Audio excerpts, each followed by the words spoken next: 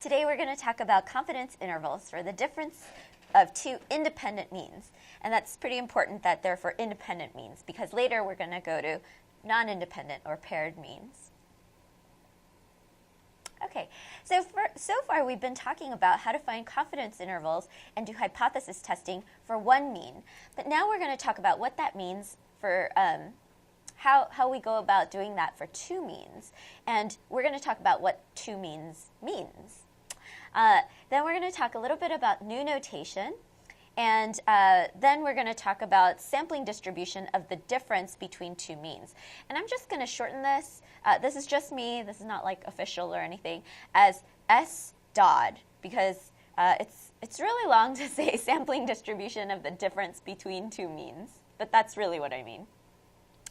And then we're going to talk about the rules of the S-DOD. And those are going to be very similar to the CLT, the central limit theorem, with just a few differences. Finally, then we've all set it all up so that we can find and interpret the confidence interval. Okay. So one mean versus two means. So far we've only looked at how to compare one mean against some population, right? But that's not usually how scientific studies go. Most scientific studies involve comparisons. Comparisons either between different kinds of water samples or language acquisition for babies who learned baby sign versus babies who didn't, scores from the control group versus the experimental group, right? In science, we're often comparing two different sets of, two different samples, right? And so two means really means two samples, right? Here, in the one mean scenarios, we had one sample, and we compared that to an idea in hypothesis testing, or we used that one sample in order to derive the population, the potential population means. But now we're going to be using two different means. And so what do we do with those two means? Do we just do the one sample thing two times, right? Or is there a different way? And actually, there's a different and more efficient way to go about this. So that's why two means is a slightly different story. Related, but different. So in order to talk about two means, and really two samples, we're going to have to talk about some new notation.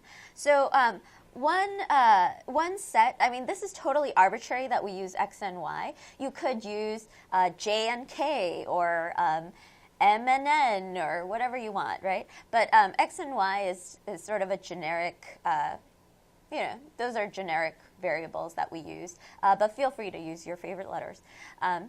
So one sample will just be called x, right?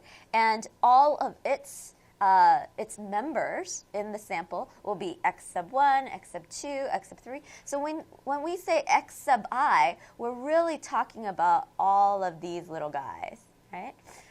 The other sample, we don't just want to call it x as well, right? Because then we'll get confused. And we can't call it x2 because x sub 2 has sort of a meaning. So what we call it is y, right? And so y sub I now means all of these guys, right? And so we could keep them separate. And in fact, this x and y is going to follow us from here on out. So for instance, when we talk about the mean of x, we've always called it x bar. Now, what would be the mean of y? Maybe y bar, right? So it all makes sense, right? If you had called this B, right, it would be B bar, right? So it just sort of follows you. And so when we're talking about the difference between two means, we're always going to be talking about this difference. That's really going to be x bar minus y bar. Now, you could also do y bar minus x bar. It doesn't matter. But that's what we mean by the difference between two means. So then we could talk about the standard error of a whole bunch of x bars, right? So standard error of x, standard error of y. You could also talk about the variance of x and the variance of y. You could talk about all kinds of things.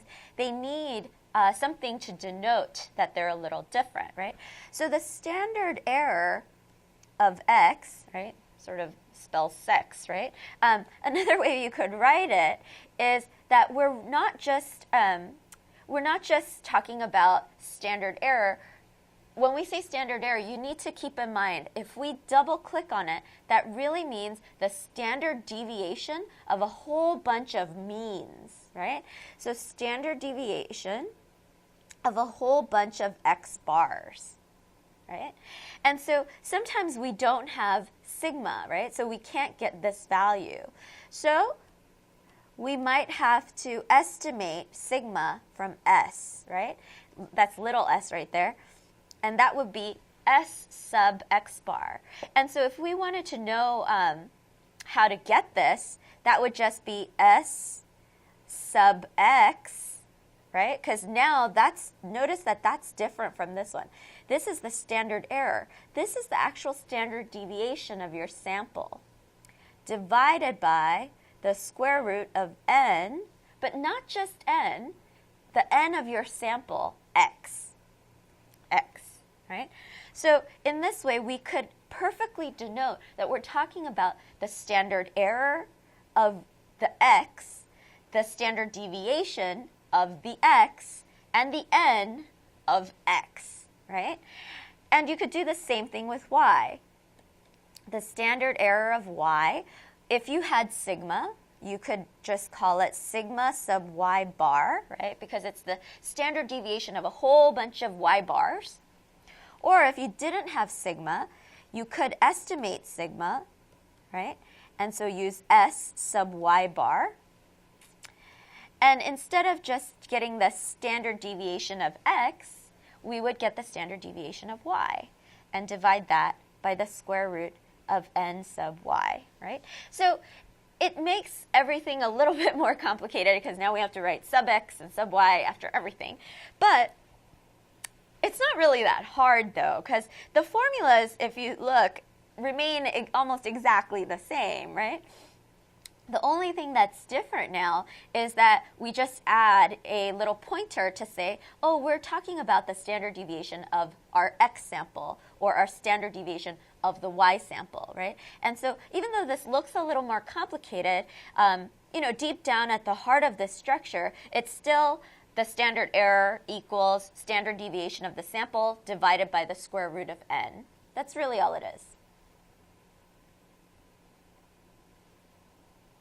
Okay, so now let's talk about what this means, the sampling distribution of the difference between two means. Well, let's first start with the population level. Population. So when we talk about the population, right now we don't know anything about the population, right? We're like, doo-doo-doo.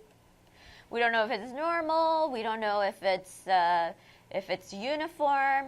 We don't know the mean or standard deviations right now, right? It's all theoretical, right? And so let's call this one x and this one y, right? And from this x population and this y population, we're going to draw out samples and create a sampling distribution. And that's the SDOM, right? The sampling distribution of the mean. And so here, it's a whole bunch of x bars, right? And here it's a whole bunch of y bars.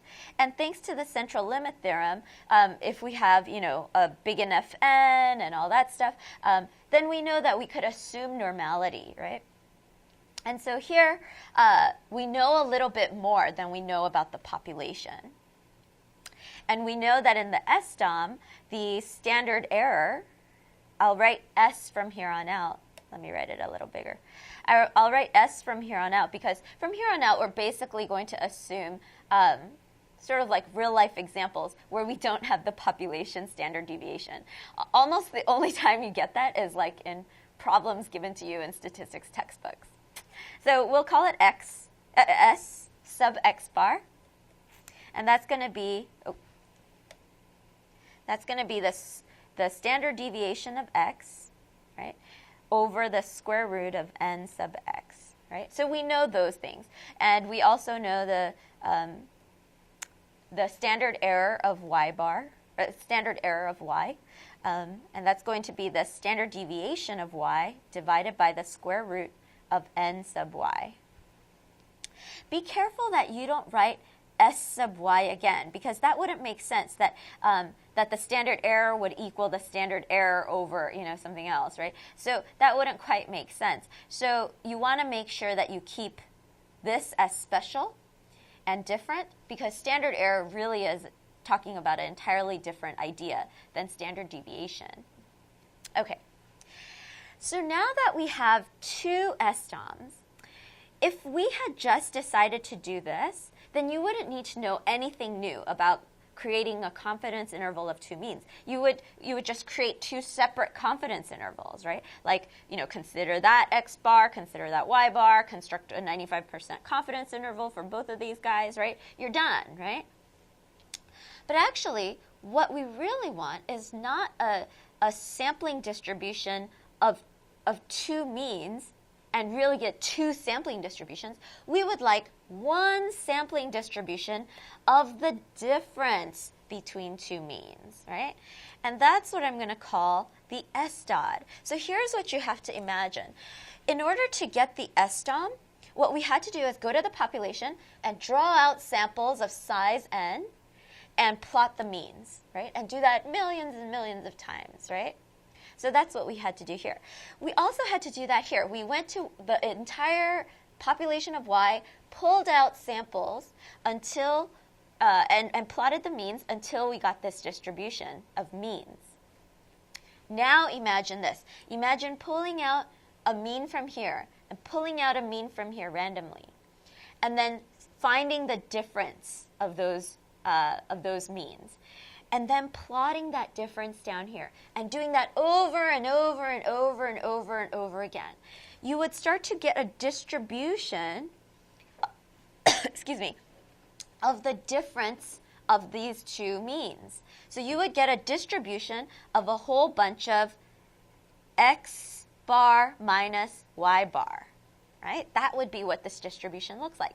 And guess what? That distribution looks normal. This is actually one of the principles of probability distributions that we had covered before. I think we covered it in binomial distributions. I know this is not a binomial distribution, but the same principles apply here, where if you draw from two normally distributed, in this case, these are the populations. If you draw from that and subtract those from each other, you'll get a normal distribution down here, right? Great. So now we have this thing. And what we now want to find is not just the mu sub x bar or the mu sub y bar, right? That's not what we want to find. What we want to find is something like the mu of x bar minus y bar, right? Because this is all x bar minus y bars. And so we want to find the mu of that. Not only that, but we also want to find the standard error of this thing, right? And so let's try to I think we could actually just figure out what that might be, right? Or at least the notation for it, right? That would be the standard error, right? And standard error always has these x bar, y bar things. So this is how you notate the standard error of x bar minus, so the standard deviation of x bar minus y bar, and that's called the standard error, right? Standard error of the difference. And that's sort of a shortcut way of saying x bar minus y bar. We could just say of the difference, right? And so you could think of this as the sampling distribution of a whole bunch of differences, right, of means.